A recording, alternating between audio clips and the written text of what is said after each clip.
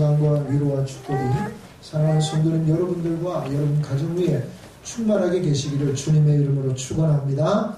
아멘. 영국의 유명한 철학자, 무신론자 철학자였던 버트런트 러셀이라고 하는 사람이 있습니다. 이 사람은 굉장히 유명한데요. 이 철학이나 사회학, 문화인류학을 하는 사람들은 이 이름을 한번 다 들어보았을 것입니다. 무신론자 가운데 가장 탁월한 지성이다라고 이야기할 수 있는데 이 사람이 아주 도전적인 책을 쓴 적이 있습니다.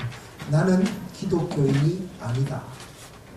왜 나는 기독교인이 아닌가라는 책을 썼어요. 그 책에 자기가 기독교를 받아들일 수 없는 이성적이고 철학적이고 지식적인 내용을 쫙 풀어 설명하면서 하나님은 계시지 않고 하나님은 없고 기독교는 인간이 만들어낸 종교에 불과하다라고 설파하는 무신론자들의 이론적인 배경을 대해주는 사람이에요. 그가 오늘 이 마가복음 12장에 나오는 무화과나무의 이야기를 가지고 시비를 겁니다. 마가복음 11장에 나오는 오늘 이 무화과나무의 비유를 가지고 이야기를 하기를 예수님은 우리가 생각하는 것보다 상식적이지도 않고 합리적이지도 않으신 분이다. 그러기에 그가 창시한 기독교는 선한 종교일 수가 없다. 그래서 나는 기독교인이 아니다. 라고 하는 이야기를 쭉 이야기합니다. 그 얘기를 들으면 일견 정말 좀 그럴듯하다는 생각을 해요. 왜냐하면 무화과나무한테 가가지고 때가 아닌 무화과나무한테 열매를 없는 걸 보고 저주하고 너는 이제 마를 거야 라고 하는 정말 좀 비합리적인 모습인 것처럼 보여지는 거예요.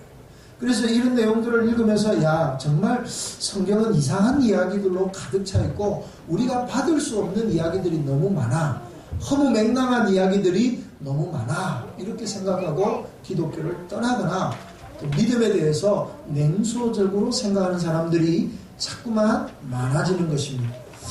그런데 그는 사실 성경에 대해서 너무나 잘 모르는 부분이 많고요. 오해하는 부분이 많은 것 같아요. 근데 오늘 우리 그리스도인들도 오늘 이 말씀을 읽으면서 여러분 어떻게 생각하세요? 때가 이르지 않은 무화과나무 앞에 가서 열매를 없는 것을 보고 책망하시고 저주하시는 그것도 저주예요. 다시는 열매를 맺지 못하리라 찍어버리라고 말씀하시는 주님의 저 히스테리칼한 모습을 보면서 어떤 생각을 가지세요? 예수님 배가 고파서 좀 이상해지셨나? 아니면 왜 이런 이상한 뜬금없는 이야기를 오늘 이 본문이 기록하고 있을까? 이것이 의미하는 바는 뭘까라고 생각해 보셨나요? 오늘 저는 이 이해할 수 없는 조금 이상한 이야기를 통해서 하나님이 우리에게 들려주시고 싶어하는 이야기가 도대체 무엇일까? 2017년을 시작하면서 새해 첫날 아침에 하나님께서 이 메시지, 이 이야기를 통해서 우리에게 어떤 메시지를 이야기하고 싶은 것일까? 함께 연구하고 함께 추적하는 시간이 되기를 바랍니다. 자, 먼저 가장 어려운 부분이 뭐냐면 13절 하반절에 있습니다. 잎사귀 외에 아무것도 없더라. 이는 무화과의 때가 아님이라. 이렇게 되어 있어요. 이게 무화과가 우리나라에 원래 없었어요. 이게 이제 우리나라에 무화과라고 하는 단어가 맨 처음 나오는 단어가 어디냐면 박지원 씨가 쓴 열하일기, 우리 실학자 연암 박지원 선생이 쓴 열하일기에 보면 이 내용이 나와요. 이 사람이 처음에 이제 청나라에 가가지고 새로운 문물들을 많이 보는데 그 중에서 이 무화과라고 하는 열매를 맛보는 거예요. 너무 맛있는데 이게 도대체 어떻게 생긴 것이냐, 뭐 이런 내용들이 열하일기에 기록이 되어져 있습니다. 그만큼 우리나라에는 별로 알려지지 않은 우리나라 식물이 아닌 거죠. 그렇지만 이것은 굉장히 척박한 땅에도 굉장히 잘 자라요. 그래서 우리 여기 밖에 나가시면 우리 옥상 화단에 보면 그 조그마한 화단에 작년에 무화과나무 하나를 심었는데요. 저는 그랬어요. 거기에 안 자라. 근데 이 조그만한데 무화과나무가 작년 여름에 얼마나 많이 열렸는지 몰라요. 이제 그래가 가지치기까지 해가지고 지금 많이 생겨났어요. 그야말로 저 이스라엘 땅, 비가 별로 내리지 않는 척박한 땅에서도 어느 곳에서나 볼 수 있는, 그야말로 어떤 곳에도 발에 밟힐 정도로 많은 나무가 바로 무화과 나무예요. 그러니까 우리는 좀 익숙하지 않은 나무지만 그 나라에서는 이 나무가 굉장히 익숙한 나무이죠. 제가 어렸을 때 집집마다 부잣집이죠. 적어도 화단을 가지고 있는 집마다 무화과 나무가 하나씩 있었어요. 이 무화과 나무가 무성하게 자랍니다. 그러면 꼭 담을 넘어서 무화과 나무가 열려요. 열매가. 그러면 어릴 때 그것 따먹다가 걸려서 주인 아저씨한테 욕먹던 생각들이 얼마나 많이 나는지. 자, 근데 23절에 보니까 예수님께서 이 무화과 나무의 열매를 보고 열매가 없는데 이 때가 무화과의 때가 아님이라 라고 말하고 있는 것입니다. 이게 뭐냐 하면, 자 12절에 보시면 이튿날 그들이 베다니에 나왔을 때, 이게 지금 언제냐 하면 그 15절에 보면 성전을 깨끗게 하시는 사건이 나오잖아요. 그러면 예루살렘에 입성해서 6월절 날 예수님이 6월절 어린 양으로 십자가에 죽으시거든요. 바로 그 시절이에요. 그러니까 6월절이 언제입니까? 우리로 따지면 3월, 4월 봄철이라는 날이거든요. 이 봄철에는 무화과가 안 열려요. 무화과가 언제 열립니까? 7월, 8월 여름에 열리는 열매예요. 그래서 열매가 아직 없다 이렇게 생각하시면 안 되고요. 무화과라고 하는 이 나무는 좀 특이한 나무예요. 그러니까 우리말로 하면 업설무, 꽃 화자, 과일 과자. 그러니까 꽃이 없는 과실이다, 그런 뜻이에요. 그러면 무화과 나무가 꽃이 없느냐? 꽃이 없는 것은 아니고요. 꽃이 감추어져 있습니다. 열매 안에. 그래서 꽃이 없는 것처럼 보여요. 잎사귀가 무성하면 첫 번째 열매가 맺혀요. 그걸 뭐라 그러냐면 파괴라고 그럽니다. 그리고 이 열매는 근데 상품성이 없고요. 별로 맛이 없어요. 그러나 모든 길 가는 나그네들에게 공개되어서 누구나 따먹을 수 있는 열매가 파괴입니다. 그래서 이 파괴라고 하는 이 열매는 마치 예수님이 시장에서 먹을 수 있다. 지금 3, 4월쯤 됐으니까 이 첫 열매가 맺히는 시절이란 말이죠. 그걸 먹을 수 있는 시절이 되는 거예요. 그런데 오늘 본문은 때가 아님이라라고 말씀하고 있습니다. 이 때는 뭐냐 하면 7월이나 8월에 무화과가 4번, 5번 정도 또 열려요. 이제 그때를 이제 본격적인 수확의 철이라 그러죠. 그때가 이르지 않았다는 거예요. 훨씬 더 원문으로 보면 이게 더 확실하게 나타나는데, 예수님이 파괴를 구하였으나 이 테헤나의 때가 아직 이르지 아니하였다라고 성경은 분명하게 기록하고 있습니다. 근데 이런 부분들이 우리말 해석에는 정확하게 나오질 않죠. 그러니까 이게 헷갈리는 거예요. 그러나 좀 더 깊게 들여다보고 그 상황을 알고 지리를 알고 그 나라의 어떤 풍토를 알면 이 얘기가 상식적이지 않은 것이 아니라 굉장히 합리적인 이야기라는 사실을 우리가 알 수 있다는 겁니다. 잎사귀가 있다는 것은 열매가 있는 것이 정상이에요. 근데 그 열매가 없어요. 그래서 예수님께서 말씀하시는 거예요. 왜 열매가 없니? 이 열매가 없는 이 무화과 나무는 이제 영원토록 내게서 열매를 따먹지 못하리라, 이렇게 저주하시는 거예요. 거기다가 더 중요한 말씀이 하나 있는데요.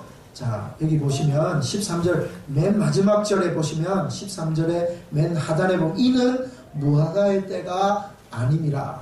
이는 이라는 말이 나오죠. 이게 영어로는 because, 왜냐하면 이런 뜻이고요.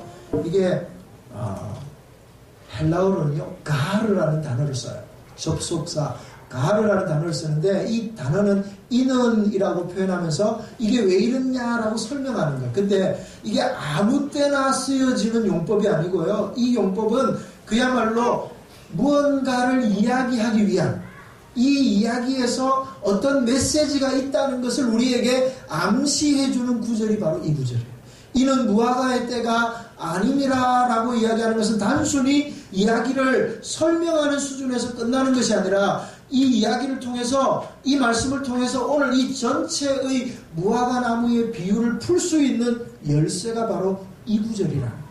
그래서 무화과의 때가 아니라는 거. 자, 그렇다면 왜 예수님이 이런 저주의 말씀을 하셨을까? 왜 뜬금없이 이 이야기를 하셨을까? 우리가 잠시 한번 생각해 볼 필요가 있어요. 성경에 나오는 기적을 미러클이라고 하지 않고 사인이라고 합니다. 사인이 뭐예요? 예수 그리스도가 그리스도임을 드러내는 표시다라는 거죠. 뭔가 기적이 나타나고 이적이 나타나는데 그것이 단순하게 기적적인 미러클이 아니라 하나님의 하나님 되심을 드러내는 메시지가 있다는 거예요. 그래서 예수님의 기적은 기적 자체에도 의미가 있습니다만은 그것보다 훨씬 더 의미가 있는 게 뭐냐 하면 그 안에 담고 있는 메시지라는 거예요. 예수님의 말씀을 그대로 받아들이지 말고 그 안에 숨겨져 있는 메시지가 무엇인지를 알 때 우리는 예수님의 마음을, 예수님의 말씀을 훨씬 더 이해하기 쉬운 거예요. 그런데 2000년 전에 마가가 처음 이 복음서를 썼을 때에는 사람들이 이것을 알아듣기에 어려움이 없었어요. 근데 문제는 오늘 우리가 읽기에는 성경이 어려워요. 왜 어렵느냐 하면 이런 부분 때문에 어려운 거예요.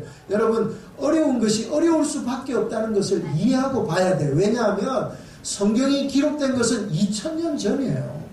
2000년 전의 문헌을 오늘 21세기에 우리가 우리의 눈으로 읽으니까 이해가 안 되는 거예요. 여러분, 우리가 옛날에 우리나라의 문헌들 있죠. 아까 제가 얘기한 열하일기 같은 것도 지금 우리의 시선으로 읽으면 그 내용이 잘 이해가 안 되는 내용이 굉장히 많습니다. 옛날의 문헌을 읽으면 우리나라 말인데도 그 말이 무슨 말인지 이해하지 못하는 말이 많아요. 여러분, 더 나아가서 우리나라 말도 지금은 이렇게 맞춤법이 이렇게 돼 있잖아요. 근데 100년 전 말만 하더라요. 아래 아라 그래서 점 찍는 아가 있어요. 한글도 이게 아래 아 이렇게 찍는 한글이잖아요. 그런 식으로 우리가 고를 읽어도 잘 이해가 안 돼요. 여러분, 고등학교 때 국어 2라 그래가지고 고전문학 공부해 보신 분들은 알 겁니다. 거기 나오는 이야기들을 읽어보면 참 옛날 어르신들 말이 어렵다 이런 생각할 때가 많아요. 몇백 년 전 이야기도 몇백 년 전 문학 작품도 우리가 이해하는데 굉장히 어려움이 있어요. 그것도 우리 문화인데도 말이죠. 근데 2000년 전이고요. 문화권도 다르고요. 기후도 다르고 여러 가지 환경이 다른 성경의 배경을 잘 이해하지 못하고 성경을 이해하기란 굉장히 좀 어려운 부분이 없지 않아 있습니다. 그래서 우리가 느끼기에 성경이 굉장히 어렵다 이렇게 생각이 드는 거예요. 내용이 어려운 게 아니고 그 말이 어려운 게 아니라 그 안에 메시지를 담고 있는데 그게 어려운 거예요. 그래서 우리는 사실은 성경을 읽어요. 여러분, 저를 한번 보세요. 저를 한번 보세요. 밑에 보지 마시고. 오늘 같은 설교는요, 잠깐만 놓치면 어디 간지 잘 몰라요. 잘 따라오셔야 돼요. 여러분을 위해서 다시 처음으로 돌아가기 힘드니까 다시 무화과라고 하는 이야기들을 왜 이야기하고 있을까? 제가 그 질문합니다. 이건 하나의 메시지라는 거예요. 성경에 보면 이런 메시지를 우리에게 들려주는 방식이 있어요. 열왕기상 11장에 보면 선지자가 여로보암에게 새 의복을 가져다가 12조각을 냅니다. 그리고 그 12조각을 찢어가지고 여로보암 왕에게 10조각을 줘요. 그게 뭡니까? 이스라엘 나라 12지파가 있는데 이제 남과 북으로 나뉘어지고 북쪽 당신에게 10지파가 따를 것이다 라고 하는 상징 예언을 이야기하는 거예요. 또한 예레미야 27장에 가면 하나님께서 예레미야에게 이상한 명령을 하나 내려요. 뭐라고 하냐면 너는 지금 예루살렘 거리에 나아가는데 목과 멍에를 메고 거리를 돌아다녀라, 활보해라 이렇게 얘기합니다. 이게 뭡니까? 한마디로 말하면 이 예루살렘이 망하여서 포로로 잡혀가서 목과 멍에를 메고 너희가 노예가 될 것이다 라는 것을 시각적으로 보여주는 거예요.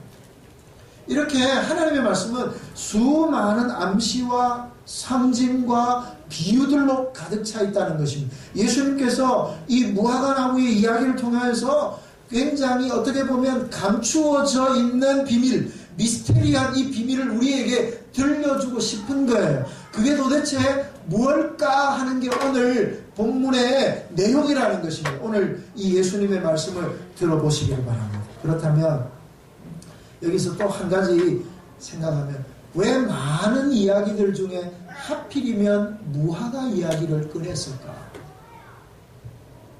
예수님이 가장 말씀을 많이 하는 것이 무화과, 나는 포도나무요 너희는 가지, 포도나무 얘기하시고, 그 다음에 나는 선한 목자요 너희는 어린 양, 양과 목자에 대한 얘기를 하시고요. 포도나무, 그 다음에 무화과나무 뭐 이런 얘기들을 많이 해요. 이게 왜냐하면 한마디로 말하면 그 당시에 널리고 널린 게 양과 목자예요. 그 당시에 눈에 보이는 게 무화과나무예요. 그래서 눈에 보이는 무화과나무를 가지고 이야기하는 거죠. 여러분 무화과나무를 이야기하면 절대 빼놓지 말아야 할 사람이 한 사람 있어요. 누구냐 하면 요한복음 1장에 나오는 나다나엘이라고 하는 사람입니다. 빌립이라고 하는 사람이 나다나엘에게 야 내가 이 메시아를 만났는데 그 사람이 대단해. 그 사람이 어디서 났는데 나사렛에서. 그러니까 이 사람이 대뜸 이럽니다. 나사렛에서 무슨 선한 것이 나겠느냐. 별 기대를 안 했습니다. 그러나 예수님 하도 이 빌립이 자기 예수님께 가자니까 예수님 앞에 가니까 예수님이 딱 그를 보면서 하시는 말씀이 이는 참 이스라엘인이요 라고 말씀합니다. 깜짝 놀랍니다. 내가 너를 무화과나무 아래서 보았다. 그러니까 이 사람이 무릎을 팍 꿇으면서 예 주님, 주님은 나의 주님이 되십니다. 주님은 나의 그리스도이십니다. 이럽니다. 그러니까 우리 주님이 그 나다나엘을 향해가지고 이렇게 말해. 내가 무화과 아래에 있는 너를 보았다 함으로 너 놀라느냐. 너는 저 인자가 사닥다리를 타고 오르락내리락 하는 것을 보리라.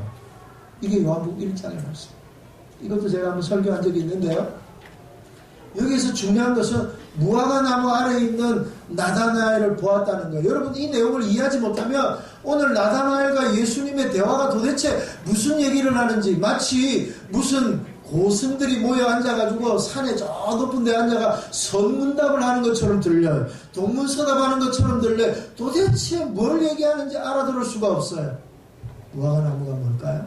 그 당시에는요 무화과나무 아래서 토라를 공부했어요. 무화과나무 아래서 토라를 묵상했어요.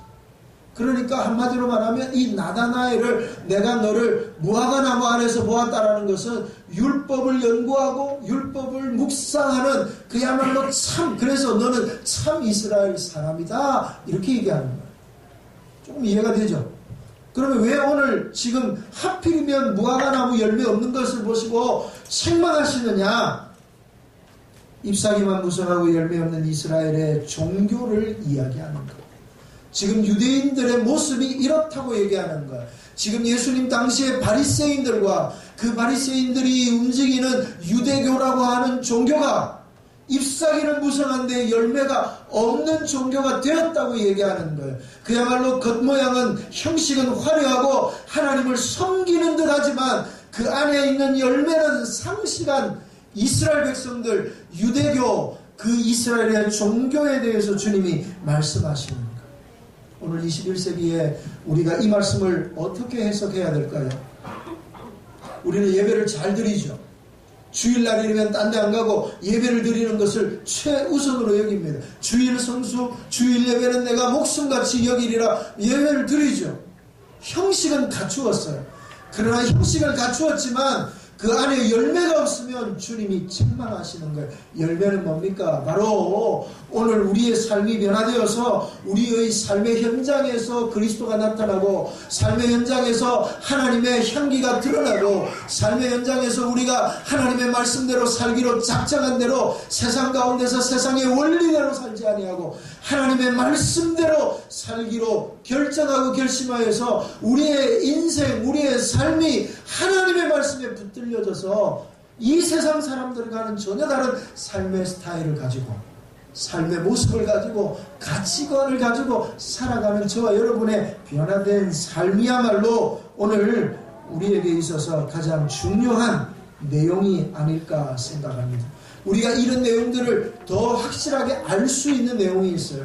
여러분 성경을 해석할 때 가장 중요한 요소가 하나 있어요. 성경을 해석할 때 하나만 뚝 떼어가지고 그 본문 뭐랄까 한 절만 뚝 떼가지고 설명하지 마세요. 그러면 오류에 빠집니다. 여러분 오늘날 하나님의 교회, 신천지, 기타 등등 여러 가지 이단들이 많이 나오죠. 이단들이 얘기할 때 그냥 뜬금없이 자기 얘기만 하던가요? 아니죠. 성경을 가지고 얘기해요. 성경을 가지고 얘기하면서 몇 장 몇 절 몇 장 몇 절 몇 장 몇 절에 봐라 이러면서 쫙 얘기하면서 자기네들에게 필요한 말씀만 딱딱 끄집어 와서 얘기해요. 근데 그 말이 있어요. 없는 게 아니에요. 근데 그 말씀이 그렇게 해석되어지는 게 아니라 가장 중요한 해석이 뭐냐면 문맥을 따라 해석해요. 성경은 뚝 떨어진 해석이 뚝 떨어져서 우리에게 주어지는 것이 아니라, 여러분 정말 기억해야 될 게 뭐냐 하면, 성경은 내러티브라는 거예요. 내러티브라는 말이 뭐냐 하면, 성경은 이야기책. 성경은 그야말로 쉽게 하나님이 이렇게 말씀하시고 저렇게 말씀하시면서 이렇게 이야기를 쭉 풀어가시는 거예요. 예수님이 산상수훈, 마태복음 5장, 6장, 7장의 얘기, 산에서 말씀하신 보배로운 교훈이다 이래서 산상보훈 뭐 이렇게 얘기하잖아요. 그러면 그 안에 있는 내용도 그냥 하나를 뚝뚝뚝뚝 얘기하면 이게 재미가 없어요. 이걸 전체적인 하나의 내러티브, 이야기로 이해해야 훨씬 더 우리에게, 예수님이 우리에게 들려주시고 싶어하는 원뜻을 이해할 수 있는. 그렇다면 오늘 본문을 쭉 읽으면 무화과가 마를 것이다 얘기하고, 20절에 가면 베드로가 주님 말씀처럼 정말 말랐네요 뭐 이러면서 이야기가 쭉 흘러가요. 그 중간에 중요한 사건이 하나 나와요. 왜 마가가 이 사건을 여기에다가 넣어 놓았을까요? 마가가 보는 독특한, 어떻게 보면 시선이라고 볼 수 있겠죠. 그렇지만 이것은 의도를 가지고 넣어 놓은 거예요. 왜 의도를 가지고 넣어놓냐면, 성전을 깨끗게 하는 사건이 그냥 일어나는 일이 아니라 바로 열매 없는 무화과 나무를 저주하시는 예수님과 꾀를 같이 하는 것, 문맥을 같이 하는 거죠. 그것을 책망하는 모습이 바로 뭐예요? 성전에 가서 성전에 돈 바꾸는 자들을 책망하시고 상을 뒤엎는 장면하고 오바랍되면서 바로 그것을 얘기하는 거예요.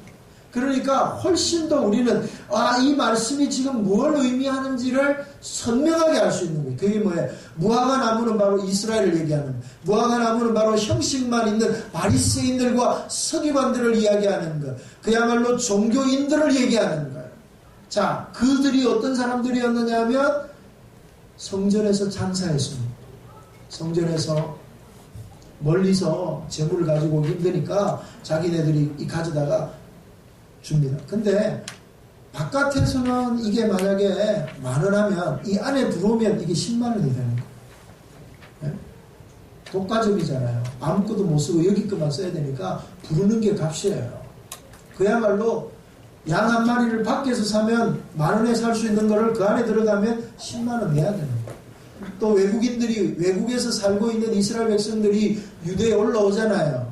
명절 때 되면 성전에 올라와서 예배를 드려야 되거든요. 그러면 성전세를 내야 돼요. 성전세를 내려면 외국인들이니까 그 나라 돈을 가지고 왔을 거 아니에요. 환전을 해야 돼요. 더 나아가서 성전에만 쓰는 돈이 따로 있어요. 그러면 그거 환전해야 되잖아요.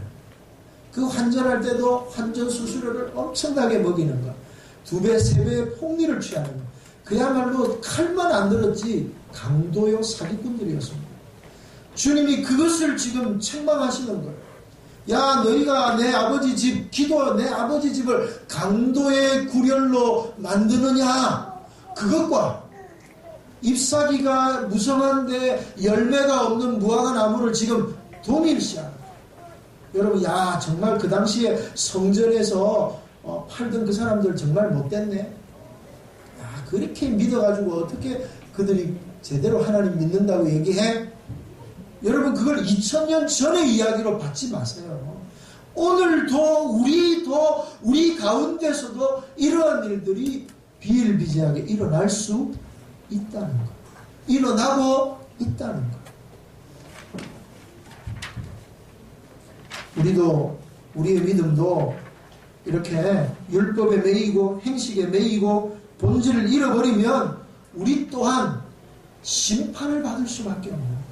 그래서 우리의 믿음이 정말 복음적인가? 우리의 믿음이 정말 성경적인가? 우리의 믿음이 정말 우리 주님이 원하시는 원래적 의미의 믿음을 가지고 살아가고 있는가를 잘 살펴봐야 되는 거예요. 오늘날은 율법이 우리를 매지 않습니다. 왜냐하면 우리는 율법을 배운 적이 없기 때문에. 그러면 오늘날 현대인들을 매고 현대인들을 붙잡고 현대인들의 마음을 훔쳐가는 게 뭐예요? 그게 바로 이 시대 정신의 실용주의, 상대주의, 무언가를 이익이 있어야 움직이는 그런 거 말이죠. 신앙생활도 그런 식으로 하는 거예요. 뭔가 내게 유익이 있고 내게 뭔가 주어져야 내가 신앙생활을 한다. 내가 그 교회를 다님으로써 무슨 유익이 있을까? 영적인 유익뿐만 아니라 영적인 유익만 구하면 다행이죠.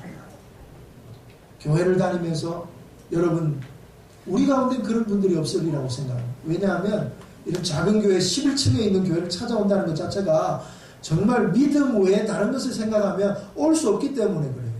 다 그런 건 아닙니다만은 제가 싸잡아 비난하는 건 아닙니다만은 정말 대형 교회 다니고 큰 교회 다니는 사람들 정말 믿음만 가지고 믿음만을 위해서 다닐까요? 어떤 사람은 자기 사업을 위해서, 자기 어떤 교제권을 크게 하기 위해서, 또 혹은 자기의 어떤 영적인 프라이드를 세우기 위해 내가 어느 교회 다니는 교인이야. 누가 우리 성도들을 만나보면 그래 어느 교회 다니십니까? 이러면 딱 두 가지 대답합니다. 큰 교회 알만한 교회 다니면 어느 교회 다닙니다 이러고, 그 다음 잘 모르는 교회 다니면 동네 작은 교회 다닙니다. 다 이렇게 대답해요. 그건 뭐예요? 교회가 그 사람의 신분이나 그 사람을 규정하는 건 아니거든요. 그런데 우리가 신앙생활 하면서도 마찬가지. 내게 무슨 유익이 있느냐? 내가 뭘 얻을 수 있느냐? 이것이 오늘 우리에게 중요한 것들이 되어지고 있잖아요. 뿐만 아니라 신앙생활 하면서 있어서 정말 예수 그리스도를 이야기하고 사도 바울이 그렇게 설파하고 목숨까지 걸고 전해준 이 복음 외에 다른 것에 마음이 가 있는 오늘 현대교회와 오늘 우리의 믿음을 보시기 바랍니다. 오늘 우리 주님이 우리 가운데 계시면 마치 2000년 전에 예루살렘 성전에서 장사하는 자들을 책망하시듯 오늘 우리의 믿음을 책망하지는 아니하실까 두려운 마음이 굉장히 많이 들죠.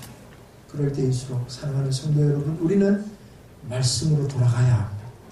예수 그리스도만 보아야 될 것입니다. 그래서 정말 형식으로만, 외향으로만, 표면적인 신앙이 아니라 정말 우리의 삶 전체가 하나님으로 말미암아 새로워지는, 그래서 내 삶의 기준이 하나님이 되어져서 하나님과 날마다 동행하는 은혜가 있기를 주님의 이름으로 축원합니다. 그 다음에 두 번째로 좀 생각해 볼 수 있는 말씀은, 자 넘어가세요. 11장 20절입니다.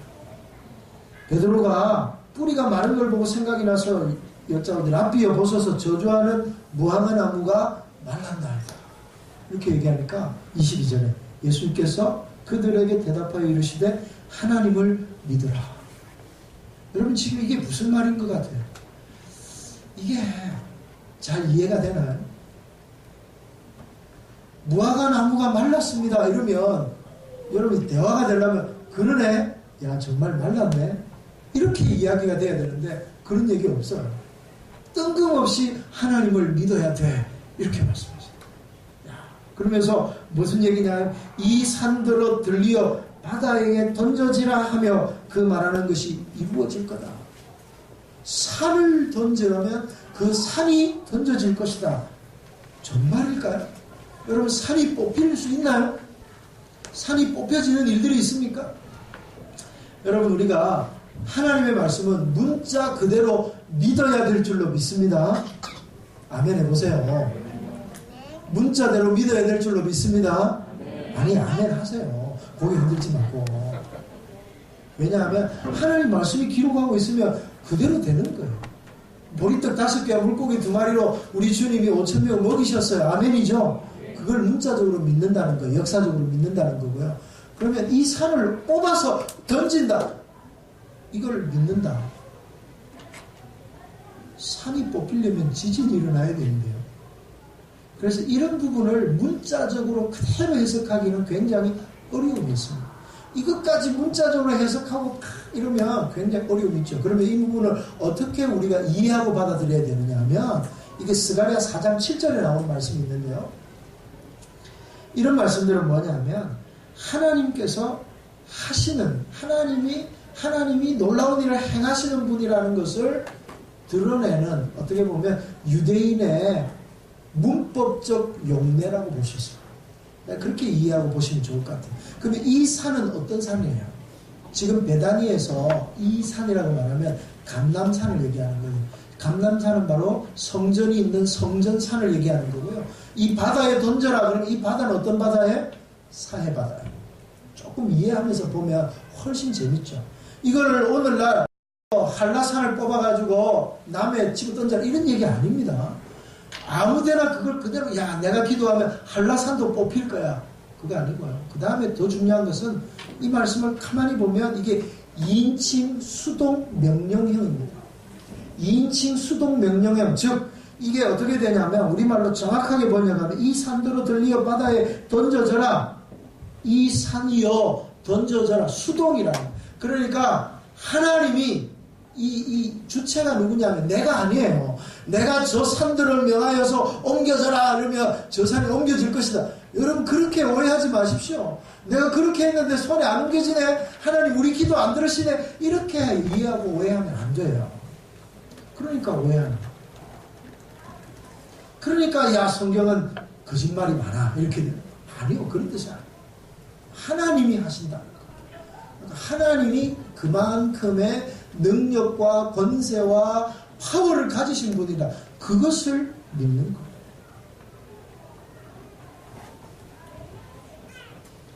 이스라엘 공동체가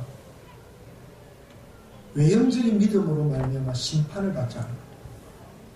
그야말로 외형과 형식과 외식만을 중요시하다가 다시는 너희가 열매 맺지 못하리라. 이제 유대교의 종말을 이야기하고 그 종교의 심판을 주님이 말씀하셨다면 이제 우리 주님이 제자들에게 들려주고 싶은 게 뭐냐면 믿음이라. 무엇에 대한 믿음이냐? 하나님을 신뢰하는 믿음이라.